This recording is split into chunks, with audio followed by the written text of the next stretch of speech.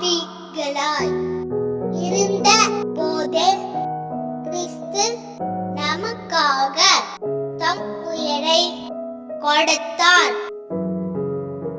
இவ்வாறு கடவுள் நம்மீது கொண்டுள்ள தன் அன்பை எடுத்துக் காட்டியுள்ளார்.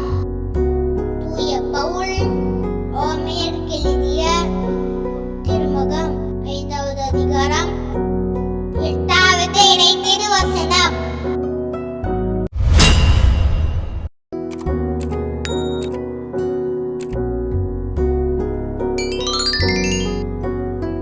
நாம் பாவிகளாய் இருந்த போது கிறிஸ்து நமக்காக தம் உயிரை கொடுத்தார்.